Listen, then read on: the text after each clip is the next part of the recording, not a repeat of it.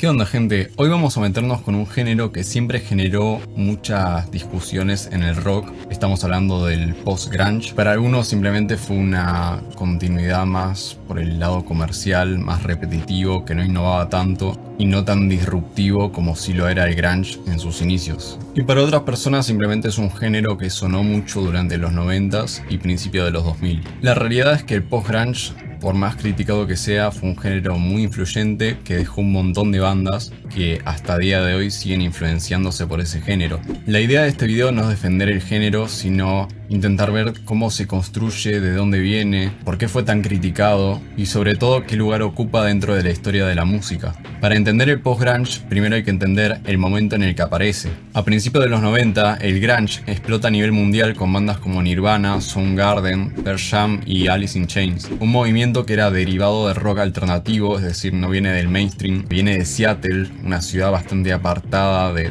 todo el mainstream, de todo lo que puede ser Hollywood, ponele. Y este género, casi sin quererlo, de una forma bastante espontánea y sin ser forzada en términos comerciales, logró dominar la industria musical. Pero el grunge como fenómeno musical fue bastante intenso y breve. Hacia finales de la década, Kurt Cobain muere en 1994, el desgaste emocional y mediático de este género se vuelve bastante evidente, el sonido empieza a repetirse y la industria busca nuevas formas de capitalizar ese estilo. En ese contexto aparece el post-grunge no como un movimiento con una identidad propia, sino como una versión del grunge más adaptada al mercado masivo. Entonces, ¿qué es el post-grunge? El post-grunge es un derivado del grunge, no una ruptura. Toma recursos como las guitarras distorsionadas, climas emocionales, letras introspectivas y cierta estética sombría, pero suaviza la experimentación más abrasiva, ese caos sonoro, la actitud más anti-industria y claramente ese espíritu underground que tenía el grunge. En su lugar adopta estructuras de canción más convencionales, un enfoque fuerte en el gancho melódico, producciones más limpias y un sonido más uniforme y reconocible. No busca incomodar tanto como el grunge, sino que busca más funcionar en términos comerciales. Desde lo musical, el post-grunge se apoya en estructuras bastante claras, generalmente tiempos bastante moderados, sin demasiados cambios bruscos, ni tan frenético y rápido como el hardcore, pero tampoco tan lento como el sludge o el doom metal. En las guitarras la distorsión está presente pero bastante controlada, los riffs son simples, repetitivos y fáciles de identificar, en general menos ruido y más claridad. Recordemos que el grunge tiene discos como Bleach de Nirvana, por ejemplo, que tenía muchas influencias del noise.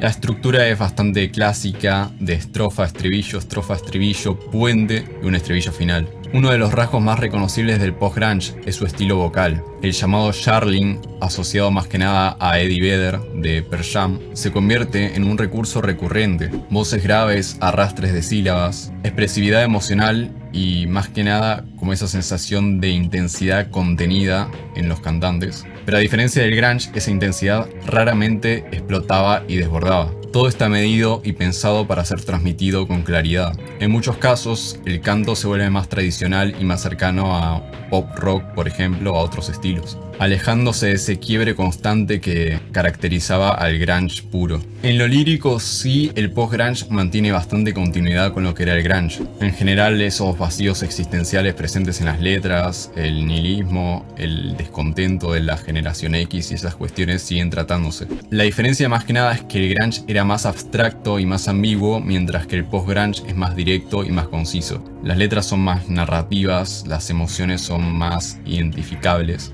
Y esto vuelve al género más accesible, pero también lo hace más predecible. Y predecible es la principal palabra que suena en las críticas de este género. La primera ola del post-grunge nace casi de manera inmediata a la par que el declive del grunge. Bandas sobre todo como Bush, el cantante parece un Kurt Cobain 2.0. Foo Fighters, por ejemplo, es un ejemplo de eso. La muerte de Kurt Cobain deja un vacío y bueno, en este caso Dave Grohl, el baterista de Nirvana, busca continuar con sus proyectos y uno de ellos es Foo Fighters. Claramente un proyecto que en sus inicios es post-grunge. Foo Fighters es un claro ejemplo de eso. Si bien mantiene ciertas características de Nirvana, porque por el simple hecho de pasar por la banda, te das cuenta de que las canciones son más accesibles, busca otra forma de componer diferente a la de Kurt Cobain. Otro de los puntos más conflictivos del post-grunge, aparte de lo predecible que es su relación con la industria. A diferencia del grunge, que nace de forma casi espontánea y impredecible, nadie pudo predecir que iba a surgir eso en los 90. El post-grunge sí es un producto más que nada pensado, marketinero, que como digo, las estructuras son más predecibles. De esta forma se puede optar por un formato de single más fácil, más vendible también. Y esto genera toda una percepción de fórmula, ¿no? De algo pensado y no algo tan espontáneo como lo fue el grunge.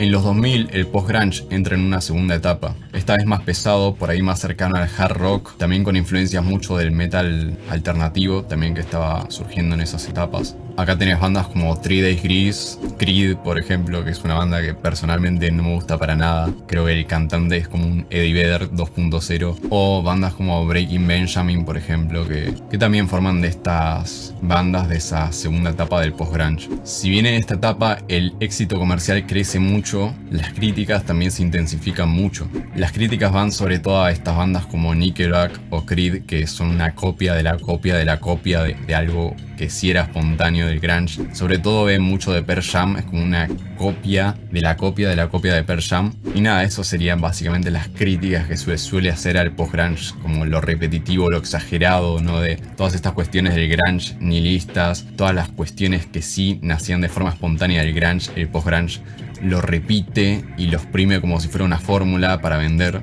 Claramente las críticas dejaron de lado al post-grunge por completo porque pensaban que era un género que no aportaba nada. Si bien es verdad que es un género que llenaba estadios, que era muy escuchado, es un género que no fue muy defendido públicamente. Nadie decía, no, el post-grunge es una locura, como sí pasó con el grunge en su momento, que fue algo disruptivo y que nadie vio venir. En la década de los 10 el rock pierde esa centralidad cultural que tenía en otras épocas, en otras décadas. Entonces el post-grunge, que es un género que está fuertemente ligado a lo comercial, a lo radial, deja de tener ese espacio en esos medios y deja de ser tan financiado por discográficas, por ejemplo. Muchas bandas se disuelven, otras cambian su sonido y otras simplemente se quedan con el sonido que tenían antes, pero pierden esa masividad, ese público masivo que tenían en otras épocas. Bueno, me gustaría hacer también, para finalizar, mención a algunas bandas, porque no creo que todo el post-grunge sea malo. La idea de este video es también ver que hay cosas buenas dentro de este género. Me gustaría hacer mención a algunas bandas que sean tanto reconocibles, bastante conocidas, pero también que tengan méritos artísticos. Entonces no vamos a tener en cuenta a Nickelback ni a Creed. Entre las bandas destacadas tenemos obviamente a la ya mencionada Foo Fighters. Bush me parece un buen proyecto. Si bien dije que el cantante me parece un Kurt Cobain 2.0, creo que es una banda que es para nada descartable. Creo que aporta algo, si se quiere. También Silverchair, no creo que sea una mala banda. Creo que tiene discos buenos dentro de este género. Por ahí de la segunda oleada es muy conocida 3 Days Grace. No encuentro muchas bandas buenas de esta oleada, pero creo que no es una banda mala. Creo que tiene algunos discos que pueden estar bien. También me gustaría mencionar algunos discos que considero que se destacan dentro del post-grunge. El disco homónimo de Dizzy Miss Lizzy es una mezcla de post-grunge con hard rock bastante interesante. Humanistic de Abandoned Pulse creo que es posiblemente el mejor disco de post-grunge que encontré. Hard Dialogue de Superheaven, de hecho tiene esa canción muy conocida por el meme.